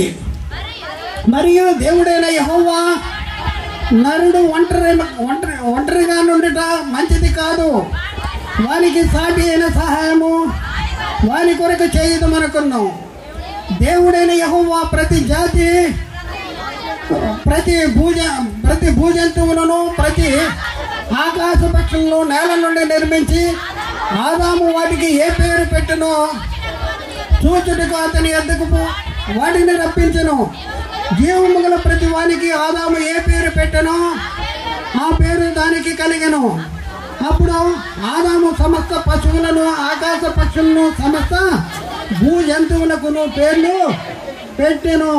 అయినను ఆదాముకు సాటి అయిన సహాయము లేకపోయాను. అప్పుడు దేవుడైన యెహోవా ఆదామును గాఢ నిద్ర కలగజేసి అతడు నిద్రించినప్పుడు అతని ప్రక్కటెముకలో ఒక దానిని తీసి ఆ చోటును మాంసంతో పూడ్చివేసిన తరువాత దేవుడైన యెహోవా తాను ఆదాము నుండి తీసిన ప్రక్కటెముకను స్త్రీని గాను నిర్మించి ఆమెను ఆదాము వద్దకు తీసుకుని వచ్చెను. అప్పుడు ఆదాము ఇట్లనెను, నా ఎముకల్లో ఒక ఎముక, నా మాంసములో మాంసము ఇది నరుని నుండి తీయబడి గనుక నారి అనబడును. కాబట్టి పురుషుడు తన తల్లిని తండ్రిని విడిచి తన భార్యను హత్తుకును, వారు ఏక శరీరముగా ఉంటారు అనేసి చెప్పారు. అంటే దేవుడు జగత్తు పునాది వేయబడక మునుపు సంకల్పించిన సంకల్పాన్ని నెరవేర్చడంలో భాగంగానే దేవుడు ఆదాముకు అవ్వను సాటి అయిన సహకారిగా ఇచ్చాడు. మరి ఆదాముకు అవ్వను జతపరిచింది ఎవరు? చెప్పండి, ఎవరు? లేదుగా, ఇక్కడ జతపరిచాడని లేదు కదా అంటారు. జతపరిచాడని బైబిల్లో ఉంది. చూద్దాం. మత్తయి సువార్త 19వ అధ్యాయం 4-6 వచనాల్లో, మత్తయి సువార్త 19వ అధ్యాయం 4-6 వచనాల్లో ఆయన సృజించిన వాడు ఆది నుండి వారిని పురుషుని గాను స్త్రీని గాను సృజించననియు, ఇందు నిమిత్తము పురుషుడు తల్లిదండ్రులను విడిచి తన భార్యను హత్తుకును, వారిద్దరూ ఏక శరీరముగా ఉందరని చెప్పనని మీరు చదవలేదా? కాబట్టి వారికను ఇద్దరు కాక ఏక శరీరముగా ఉన్నారు గనుక దేవుడు జతపరిచిన వారిని మనుషుడు వేరుపరచకూడదు. దేవుడు జతపరిచిన వారిని మనుషుడు వేరుపరచకూడదు. ఎవరు జతపరిచారు? వాళ్ళే దేవుడే జతపరిచాడు. దేవుడే జతపరిచాడు. దేవుడు ఏకాంగులను సంసారాలుగా చేసేవాడు. దేవుడు జతపరిచాడు. మరి దేవుడు వివాహ వ్యవస్థ ద్వారా వివాహ వ్యవస్థ పరిశుద్ధమైనది. ఆ వివాహ వ్యవస్థను దేవుడే జతపరిచాడు. ఆ దేవుడి జతపరిచిన వివాహ వ్యవస్థ ద్వారా మరి పుట్టినటువంటి పిల్లలు పాపులుగా పుడతారంటే పుట్టేటటువంటి ప్రసక్తి లేదు. ఆ తర్వాత వారిని ఆశీర్వదించారట. ఏమని ఆశీర్వదించారు? మీరు ఫలించండి, అభివృద్ధి చెందండి, విస్తరించండి, భూమిని నిండించండి అనేసి ఆశీర్వదించాడు. ఎక్కడుందన్నమాట? ఆదికాండము 1:28 ఆదికాండము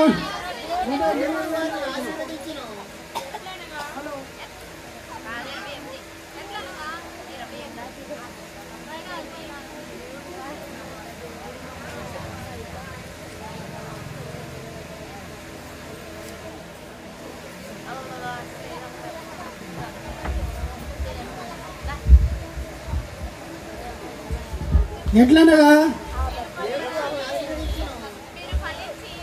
మీరు ఫలించి అభివృద్ధి పొంది విస్తరించి భూమిని నిండించి దానిని లోపరుచుకుని. భూమిని నిండించి ఏం చేయాలి? దానిని లోపరుచుకోవాలి. భూమిని నిండించాలి, దాన్ని లోపరుచుకోవాలి. అంటే ఇక్కడ మనం చూస్తే దేవుడు వారిని ఆశీర్వదించాడంట. ఏమని ఆశీర్వదించాడు?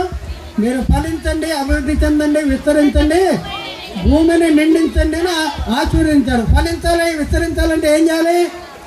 దాంపత్య జీవితాన్ని కొనసాగించాలి.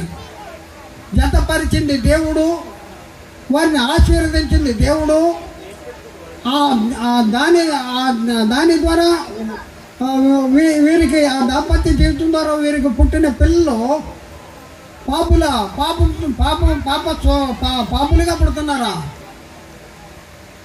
ఒకసారి ఆలోచించండి. తల్లిదండ్రులు పాపం చేస్తున్నారు కాబట్టి పుట్టిన పిల్లలు పాపులుగా పుడుతున్నారు అనేటటువంటి అసత్య బోధన చెప్తున్నారు. వివాహ వ్యవస్థ పాపంతో కూడినదని బోధిస్తున్నారు. దాంపత్య జీవితం పాపంతో కూడిందని బోధిస్తున్నారు. దాంపత్య జీవితం ద్వారా పుట్టిన పిల్లలు పాపులుగా పుడుతున్నారు అనేది కొంతమంది వాదన, వారి అపోహ. దేవుని సంకల్పాన్ని తప్పు పట్టుకునేటటువంటి ఎత్తుకు ఎదిగిపోయినటువంటి వారు మీరు ఒకసారి ఆలోచించేయండి. ఎలాంటి పరిస్థితుల్లో ఉన్నారు వీళ్ళు, ఎలాంటి భయంకరమైనటువంటి పరిస్థితుల్లో ఉన్నారు ఒకసారి మనం గమనించవలసినటువంటి అవసరం ఉంది. ఇంకా మనం పరిశీలన చేద్దాం. ప్రియులారా, ఇంకా ముందుకెళ్దాం. ఇంకా ముందు ఇక్కడ పెళ్లి చేసుకుంటాం అనేది పాపంతో కూడిందా? పెళ్లి చేసుకుంటాం అనేది పాపమా?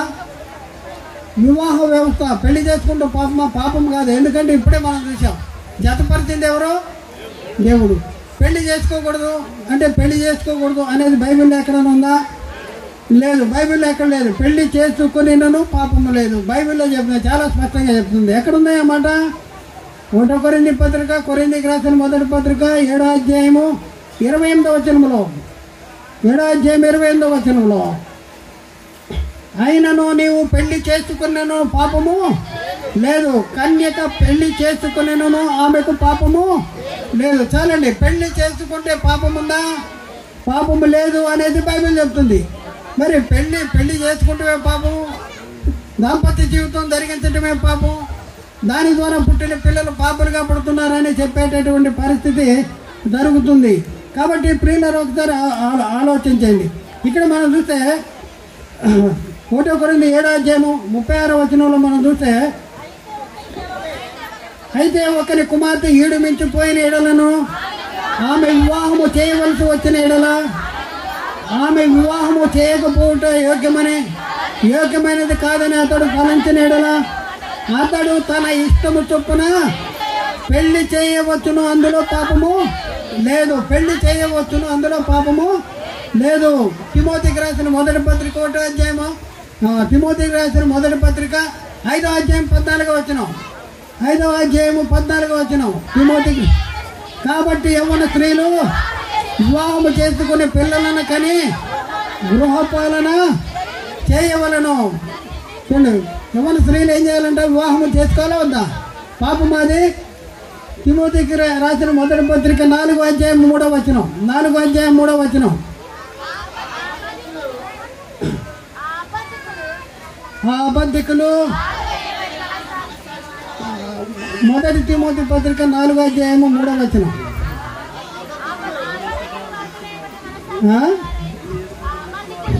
ఆ అబద్ధికులు వాత వేయబడిన మనస్సాక్షి గలవారై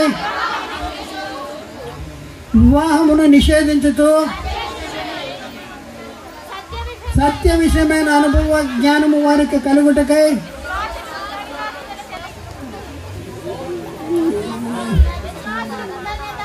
విశ్వాసులు. చాలు. ఇక్కడ మనం చూస్తే అయితే పెళ్లి చేసుకుంటాం పాపమా?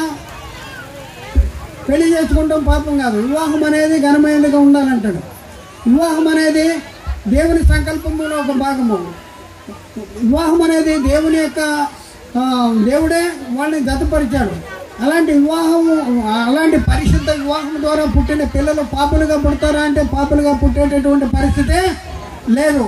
అందుకనే బైబిల్లో ఉండే గర్భఫలము యెహోవా అనుగ్రహించు బహుమానము. 7వ పాయింట్, గర్భఫలము యెహోవా అనుగ్రహించు బహుమానము. కుమారులు యెహోవా అనుగ్రహించు స్వాస్థ్యము, గర్భఫలము ఆయన ఇచ్చిన బహుమానము. గర్భఫలం అనేది ఆయన ఇచ్చు బహుమానం అంట. బహుమానం అంటే ఆ బహుమానం పాపులుగా పుడుతున్నారా? బహుమానం పాపులా? ఒకసారి ఆలోచించండి. పాపం అనేది దేంట్లో ఉంది? పాపం అనేది దేంట్లో ఉంటుంది? శరీరంలో ఉంటుందా, ఆత్మలో ఉంటుందా? పాప స్వభావం అనేది దేంట్లో ఉంది? శరీరంలో ఉంది. శరీరంలో ఉన్నంత మాత్రంలో ఆత్మకి పాపము ఆరోపించబడదు. ఎందుకంటే ఆదాము శరీరంలో పాప స్వభావం ఉంది. కానీ ఆదాము దేవుని ఆజ్ఞను అతిక్రమించినంత వరకు కూడా ఆదాము నీతిమంతుడిగానే దేవుని కుమారుడిగానే ఉన్నాడు. కాబట్టి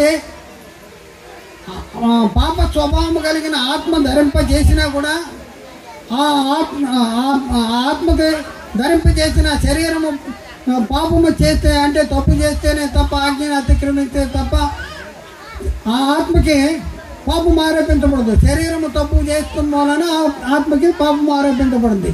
పాప స్వభావం కలిగినటువంటి శరీరములో ఆత్మ ఉన్నా సరే, అంటే ఆత్మకి పాప స్వభావం కలిగినటువంటి శరీరము ధరింపచేసినా సరే ఆత్మకి పాపము ఆరోపించబడదు. కాబట్టి ఇక్కడ మనం చూస్తే గర్భఫలము యెహోవా అనుగ్రహించు బహుమానము. కుమారులు యెహోవా అనుగ్రహించు స్వాస్థ్యము, గర్భఫలము ఆయన ఇచ్చు బహుమానము. మరి దేవుడిచ్చే బహుమానం పాపంతో కూడింది ఉంటుందా? ఒకసారి ఆలోచించండి. మరి దేవుడిచ్చే బహుమానము గర్భఫలం అనేది పాపముతో కూడింది ఉంటుందా? దేవుని యొక్క సంకల్పం ఏంటి? దేవుని యొక్క ఆశీర్వాదం ఏంటి? వాళ్ళని ఆశీర్వదించాడు. ఏమని ఆశీర్వదించాడు? మీరు ఫలించండి, అభివృద్ధి చెందండి, విస్తరించండి, భూమిని నిండించండి అంటాడు. మరి వివాహ వ్యవస్థ ఏర్పాటు చేసిందే దేవుడు. వివాహం అన్ని విషయాల్లో ఘనమైనదిగా ఉండాలని దేవుడు చెప్పాడు. మరి అలాంటి వివాహ వ్యవస్థ ద్వారా పుట్టిన పిల్లలు జన్మత పాపులు ఎలా పుడతారు? భార్యాభర్తల కలయిక పాపం ఎలా ఉంది? భార్యాభర్తల కలయిక ద్వారా పాపులు ఎలా పుడతారు? ఒకసారి ఆలోచించండి. అయితే గమనించండి ప్రియులారా, బిడ్డలు మనం చూసాం కదా, బిడ్డలు వయసు వచ్చిన వాడు మేలు కీడులను వివేచింపగలిగినటువంటి సాధకము చేయబడినటువంటి జ్ఞానేంద్రియాలు కలిగిన వాడుగా ఉంటాడు. అంటే సాధకము చేయబడిన జ్ఞానేంద్రియాలుగా వచ్చేటంత వరకు బిడ్డల మీద ఆత్మ మీద పాపం అనేది ఆరోపించబడదు. అందుకనే యేసుక్రీస్తు ఏం చెప్తున్నాడు చూద్దాం. 8వ పాయింట్లో యేసుక్రీస్తు శిష్యులు యేసుక్రీస్తుని అడుగుతూ ఉన్నారు. ఏమని అడుగుతున్నారంటే, ఆయన మత్తయి సువార్త 1వ అధ్యాయం 4, మత్తయి సువార్త 18వ అధ్యాయం 1-4, బిడ్డల వంటి వారైతేనే కానీ పరలోక రాజ్యంలో ప్రవేశింపలేరు అంటాడు. మత్తయి సువార్త 18వ అధ్యాయం 1-4 వచనం.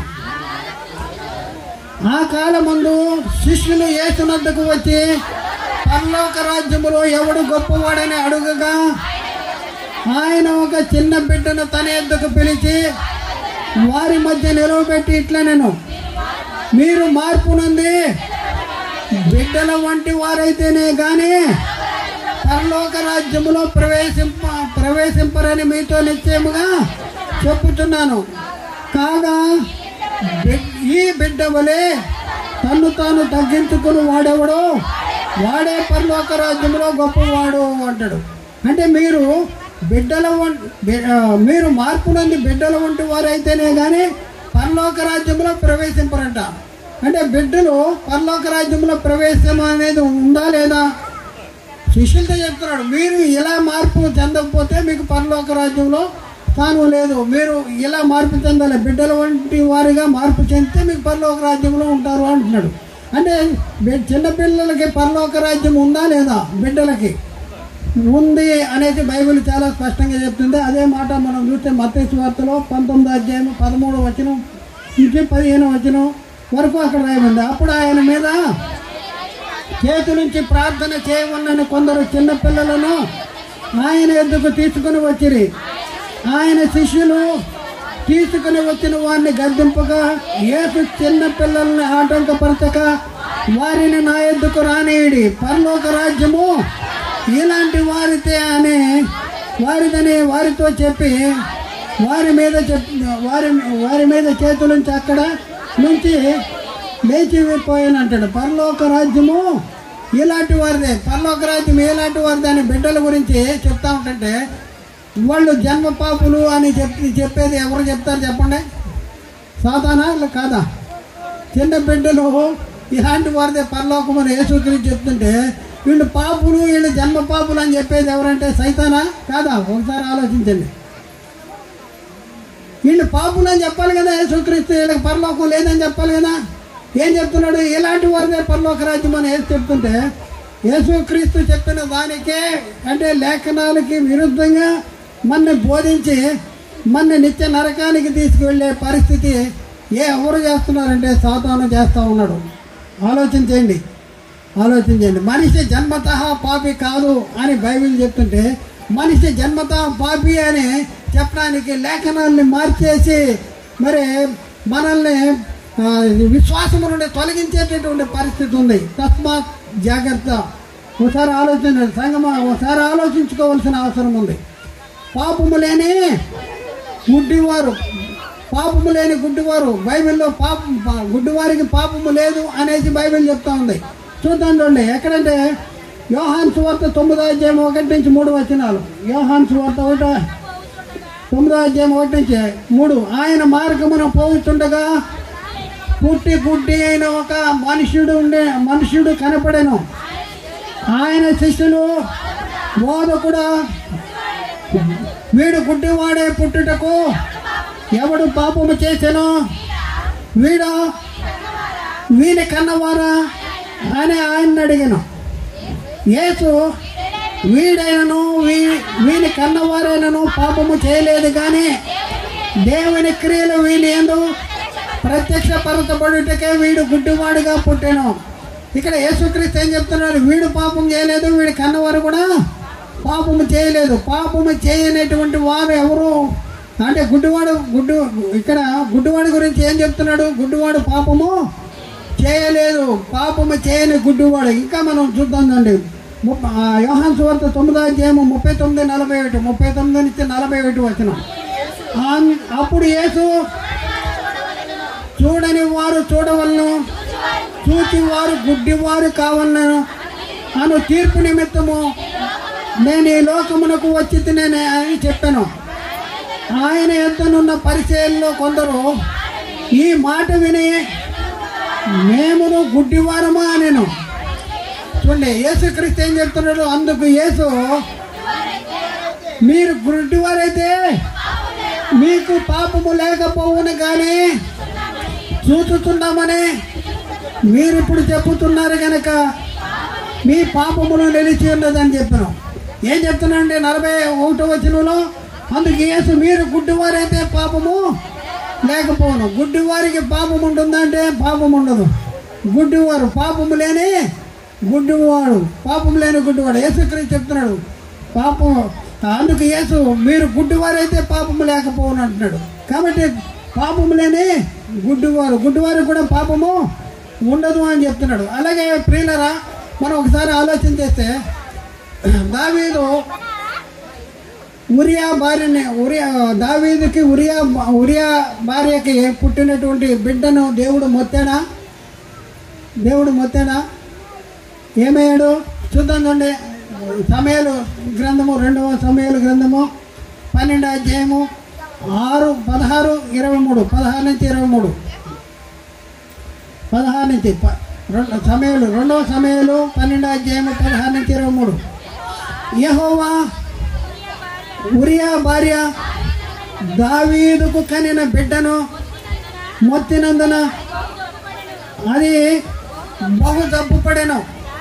దావీదు ఉపవాసముండి లోపలికి పోయి రాత్రంతయు నేలపడి ఉండి బిడ్డ కొరకు దేవుని బతిమాలగా ఇంటిలో ఎన్నికైన వారు లేచి అతనిని నేల నుండి లేవనెత్తుటకు వచ్చింది. కానీ అతడు సమ్మతింపక వారితో కూడా భోజనము చేయక ఉండెను.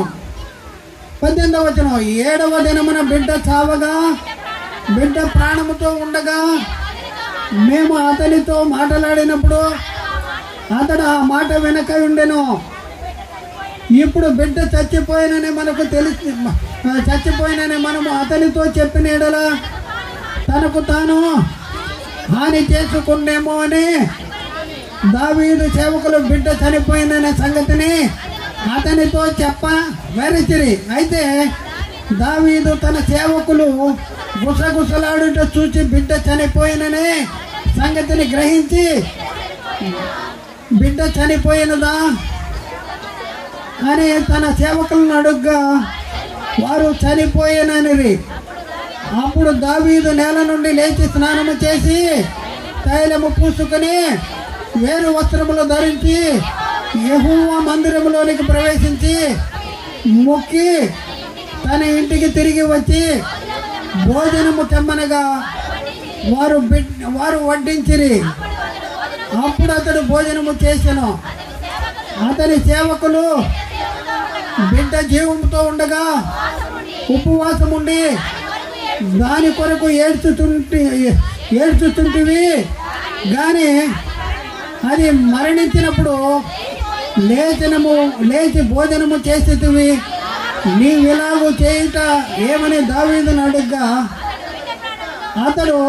దావీదు అంటున్నాడు, బిడ్డ ప్రాణముతో ఉన్నప్పుడు దేవుడు నా యందు కనికరించి వానిని బ్రతికించునేమో అని నేను ఉపవాసం ఉండి ఏడ్చుతుంటిని. ఇప్పుడు చనిపోయిన గనక నేనెందుకు ఉపవాసం ఉండవలను? వానిని తిరిగి రప్పించగలనా? ఏమంటాడండి? నేను వాని ఎద్దుకు పోవుదును గాని వాడు నా ఎద్దుకు రాడని వారితో చెప్పను. అంటే దావీదు బిడ్డ చనిపోయి ఎక్కడికి వెళ్తుంది? నరకానికి వెళ్తుందా? పరదేశకు వెళ్ళి యేసుక్రీస్తు 2వసారి వచ్చినప్పుడు పరలోకం వెళ్ళే పరిస్థితి. అయితే బిడ్డ ఇక్కడ దావీదు ఎక్కడికి వెళ్ళాడు? దావీదు గురించి దావీదు ఎక్కడికి వెళ్ళి ఉంటాడు? చనిపోయి దావీదు ఏమంటాడు? నేను వాని ఎద్దుకు పోవుదును కానీ వాడు నా ఎద్దుకు రాడు అంటాడు. అంటే దావీదు చనిపోయి ఎక్కడికి వెళ్ళి ఉంటాడు? దావీదు జీవించిన కాలంలో దేవుని ఇష్టానుసారంగా జీవించాడా? దేవునికి అవిధేయతగా జీవించాడా? అంటే అతడు దేవుని ఇష్టానుసారమైన మనుషుడు అనేసి అపోస్తుల కార్యము 12వ అధ్యాయం 22వ వచనంలో అక్కడ చాలా స్పష్టంగా రాయబడింది. 12వ అధ్యాయం 22వ వచనంలో దావీదు దేవుని ఇష్టానుసారమైన మనుషుడు అనేసి అక్కడ రాయబడింది. అలాగే అపోస్తుల కార్యము 13వ అధ్యాయము 36, 37 వచనంలో దావీదు దేవుని సంకల్పమును చొప్పున తన తరము వారికి సేవ చేసి నిద్రించి తన పితరుల ఎద్దుకు చేర్చబడి కుళ్ళిపోయానంటాడు. దావీదు చనిపోయి ఎక్కడికి వెళ్ళాడు? పితరుల దగ్గరికి వెళ్ళాడు. పితరులు ఎక్కడ ఉన్నారు? పరదేశంలో ఉన్నారు. దావీదు బిడ్డను గురించి ఏమన్నాడు? చెప్పండి. బిడ్డ నేను వాని ఎద్దుకు పోవుదును కానీ వాడు నా ఎద్దుకు రాడని చెప్పారు. నేను వాని ఎద్దుకు వెళ్తాను. దావీదు చనిపోయి ఎక్కడికి వెళ్ళాడు? పితరుల దగ్గరికి వెళ్ళాడు. అంటే దావీదు బిడ్డ చనిపోయి ఎక్కడికి వెళ్ళి ఉంటాడు? పితరుల దగ్గరికి వెళ్ళాడు. మనిషి జన్మతా పాపి అయితే దావీదు బిడ్డ ఎక్కడికి వెళ్ళాలి? నరకానికి వెళ్ళాలి. ఒకసారి ఆలోచించండి. అంటే మనిషి జన్మతా పాప. ఒకసారి ఆలోచించండి. మనిషి జన్మతా పాప. పరిశుద్ధ వివాహం ద్వారా జతపరచబడిన దంపతుల దాంపత్య జీవితం ద్వారా పుట్టిన పిల్లలు పాపులుగా పుడుతున్నారు. వాళ్ళు పాపులు, వాళ్ళ జన్మ పాపులు అని ఎవరు చెప్తారు? చెప్పేవాళ్ళు ఎవరో ఒకసారి ఆలోచించండి. ఎవరు చెప్తారో చెప్పండి. దైవ సేవకులు చెప్తారా? దైవ సేవకులు చెప్తారా? చెప్పాలి మీరు. ఎన్ని రకాలుగా మనం పరిశీలన చేస్తే పరిశుద్ధ వివాహం అనేది దేవుని సంకల్పము, దేవుని చేత ఏర్పాటు చేయబడింది. అది పరిశుద్ధ వివాహం అన్ని విషయాల్లో కూడా ఘనమైనది. వివాహము దేవుని సంకల్పములో నెరవేర్చడంలో ఒక భాగము అనేది బైబిల్ చెప్తుంది. చిన్నపిల్లలు ఎలాంటి వారిదే పరలోక రాజ్యము అంటాడు. ఎలాంటి వారిదే పరలోక రాజ్యం? చిన్నపిల్లలు నా దగ్గర రానియండి అని యేసుక్రీస్తు చెప్తుంటే పిల్లలు జన్మ పాపులు లేకపోతే మనిషి జన్మతః పాపి అని సాతాను మనల్ని మభ్య పెడుతున్నాడు. ప్రియులారా, ఒకసారి ఆలోచించండి. ఎలాంటి పరిస్థితుల్లో ఉన్నాం మనం? మనిషి జన్మతః పాప అంటే మనిషి జన్మతః పాపి కాదు. పుట్టిన పిల్లవాడు పాపి కాదు. పుట్టిన పిల్లవాడు ఆత్మ పాపము స్వభావము కలిగినది కాదు. ఆత్మలో పాప స్వభావం ఉండదు. ధరింపజేసిన శరీరంలోనే పాప స్వభావం ఉంటుంది. అయితే ఈ ఆత్మకి ఎప్పుడు పాపం ఆరోపించబడింది అంటే ఈ ఆత్మకి ఇవ్వబడిన ఈ శరీరం ఏదైతే ఉందో ఈ శరీరము పాపము చేస్తే ఈ ఆత్మకి పాపం ఆరోపించబడుద్ది. అందుకనే ఏం చేయమంటున్నాడు? ఆత్మ చేత శరీర క్రియల్ని చంపాలి. ఆత్మ చేత శరీర క్రియలను చంపాలి. కాబట్టి ప్రియులారా ఏం చేయాలి మనం? ఒకసారి పౌలు ఏమంటున్నాడు? అందరికీ ప్రకటించిన తర్వాత నేనే భ్రష్టుని అయిపోతానేమో, నా శరీరాన్ని నలగొట్టుకుని దాన్ని లోపరుచుకొనుతున్నాను అంటారు. నలగొట్టుకుంటున్నాను అన్నాడు. మరి మనం ఏం చేయాలి చెప్పండి? బాగా దానికి మేపు చూడంగానే ఏముంటుంది? అది కూడా పెడితే బాగుండు, అది పెడతాను లేదు, ఇది పెడితే బాగుండు, ఇది తింటే బాగుండు. మనం ఏది తినాలి. కడిపే దేవుడు అయిపోయాడు వీడికి. శరీర కోరికలు, శరీరం ఏం చేస్తాయి? మీలో యుద్ధాలు, పోరాటాలు దేని వల్ల కలుగుతున్నవి? మీరు ఆశించుతున్నారు కానీ మీరు పొందలేకపోతున్నారు. మీ అవయముల్లో పోరాడు మీ భోగేస్తల నుండే కదా అంటాడు. అవయవంలో పోరాడు భోగేస్తలు. మేలనేది చేయవాలని నా కోరిక కలుగుతున్నది, ఆత్మ కోరిక కలుగుతుందంట మేలేంది, కానీ దాన్ని చేయట కలగట్లేదు అంటాడు. ఎందుకు కలగట్లేదంటే నా యందు అనగా నా శరీరం ముందు నివసించు పాపమే కానీ దానిని చేయలేదు నేను కాను అంటాడు. కాబట్టి ఏం చేయాలి? క్రీస్తు యేసు ముందు శరీరము దాని ఇత్తులు దురాశలకి సిలువ వేయాలి. లోకానికి నాకు లోకము సిలువ వేయబడి ఉన్నాము అనాలి. కాబట్టి శరీరము కోరే కోరికల్ని మనం ఏం చేయాలి చెప్పండి? తీర్చేసేయాలా? చంపాలా? ఒకసారి ఆలోచించండి. నీ శరీరం ఎంతకాలం ఉంటుంది? 70 సంవత్సరములు, అధిక బలమున్నేళ్ళ 80 సంవత్సరాలు. అది కూడా ఆయాసమే, ప్రయాసమే, దుఃఖము ప్రయాసమే. మరి ఆత్మ ఎంతకాలం ఉంటుంది? ఆత్మ ఎక్కడి నుంచి వచ్చింది? శరీరం గురించి చెప్తే నువ్వు మన్ను కనుక మన్ను అయిపోతావు అంటున్నాడు. మరి ఆత్మ ఎక్కడి నుంచి వచ్చింది? దేవునిలో దేవుడే ఉండగా దేవుడి నుండి విడిపోయింది. దేవుడు ఎంతకాలం ఉంటాడు? దేవునికి ఎన్ని సంవత్సరాలు? దేవునికి మితి లేని సంవత్సరాలు. ఆయన సంవత్సరములకు మితి లేదు. యుగాలు జీవిస్తాడు దేవుడు. దేవుడి నుండి విడిపోయిన ఆత్మ కూడా యుగాలు జీవిస్తుంది. మరణము లేని, ముగింపు లేని, నాశనము లేని, అంతము లేనటువంటిది నీవైన ఆత్మ. ఈ ఆత్మ ఎంత గొప్పది ఒకసారి ఆలోచించండి. ఈ ఆత్మ ఎంత గొప్పదో. ఈ ఆత్మ ఎక్కడికి వెళ్ళాలి? పరలోకం వెళ్ళాలి. నువ్వెట్టో పరలోకం వెళ్తావు, నేను చూస్తా ఉంటుంది ఈ శరీరం. ఒకసారి ఆలోచించండి. నేను బతికున్నంతకాలం నేను వాడుకుంటాను. నేను బతికున్నంతకాలం, నువ్వు నాలో ఉన్నంతకాలం నేను వాడుకుంటాను అంటాడు. చివరాఖరికి నడవలేక, కళ్ళు చూడలేక, తినలేక, పళ్ళు ఊడిపోయి అలాంటి పరిస్థితుల్లో శరీరం ఏంటది? నా దగ్గర ఎందుకు రా పో అని ఒక తల్లు అంటుంది. ఆత్మని బయటికి పోతుంది. ఒకసారి ఆలోచించుకోండి. ఈ శరీరం కోరే కోరికల్ని మనం తీర్చుకుంటానికైనా మనకి దేవుడు శరీరాన్ని ఇచ్చాడా? లేకపోతే ఈ శరీరాన్ని దేవుని పని ఉపయోగించడానికి దేవుడు మనకి శరీరాన్ని ఇచ్చాడా? ఎవరి కోసం బతుకుతున్నావు? నువ్వు ఎవరి కోసం బతుకున్నావు? గుండె మీద చేసుకుని నీ జీవిత కాలంలో దేవుని కోసం ఎంత సమయాన్ని ఖర్చు పెట్టావు? ఎంత డబ్బులు ఖర్చు పెట్టావు? శరీరం కోసం ఎంత డబ్బులు ఖర్చు పెట్టావు? ఒకసారి ఆలోచించు. గుంటలోకి వెళ్ళిపోయే శరీరం కోసం ఎంత డబ్బులు ఖర్చు పెట్టావు, ఏం చేస్తున్నావు? మనకు అర్థమవుతుందా? అసలు మనకు అర్థం కావట్లేదు. ఎందుకంటే మనిషి జన్మతో పాపం, నేను పాపనే కదా అనేసి అనుకుంటున్నాడు. నువ్వు పాపివి కాదు, నువ్వేనే ఆత్మ మామూలుది కాదు. లోకమంతా సంపాదించుకొని ప్రాణము పోగొట్టుకుంటే ఏమి లాభము అంటున్నాడు. ఈ లోకం అంతా కూడా తరాజులో తక్కెట్లో ఒక పక్కన పెడితే, నీ ఆత్మ ఒక పక్కన పెడితే ఆత్మ విలువే ఎక్కువ. లోకం అంతటి కంటే కూడా నీ ఆత్మ విలువ ఎక్కువ. అంత మహిమ కలిగినటువంటి వాడు నువ్వు. ప్రతి ఒక్కరు కూడా ఆత్మలు కానీ మీరు అంత మహిమ కలిగిన వారు. మరి అలాంటి మహిమను మీరు నిలుపుకుంటారో దాన్ని పోగొట్టుకుంటారో అది మీ చేతిలోనే ఉంది.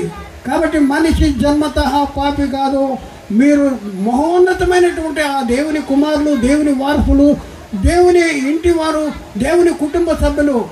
మీ పౌరస్థితి ఎక్కడుంది? పరలోకములో ఉంది. ఎవరి పౌరస్థితి? శరీరం పౌరస్థితి, ఆత్మ పౌరస్థితి. ఆత్మ పౌరస్థితి. ఇంత గొప్ప ఆత్మ కలిగిన వారులైనటువంటి మీరు ఈ శరీరాన్ని అదుపు చేసుకుంటారా, అదుపు చేసుకోరా, అది మీ చేతిలోనే ఉంది. కాబట్టి ఆలోచన చేయండి, అర్థం చేసుకోండి, సత్యాన్ని గ్రహించండి. మనిషి జన్మతా పాపి కాదు. సాతాను అనేక అనుకూల బోధకుల చేత మనిషి పాపి అని బోధిస్తూ మనల్ని దేవుని నుండి దూరము చేసి నిత్య నరకానికి తీసుకువెళ్ళటానికి ప్రయత్నం చేసేటటువంటి పరిస్థితి క్రైస్తవ సమాజంలో జరుగుతుంది. ఎవడని చూడు, బోధకులు చూసి మనిషి జన్మతా పాపి పాపి పాపి పాపి అంటాడు. మనిషి జన్మతా పాపి కాదు. ఆలోచించండి, అర్థం చేసుకోండి, సత్యాన్ని గ్రహించండి. రేపటి దినాన ఇంకా అద్భుతమైన సంగతి మనం నేర్చుకుందాం. బాల్య పాపం ఉన్నదా?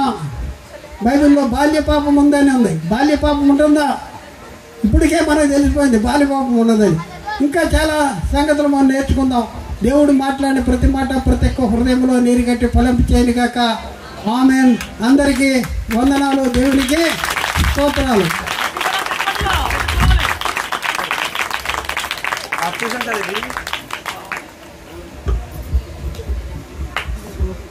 సత్యములతో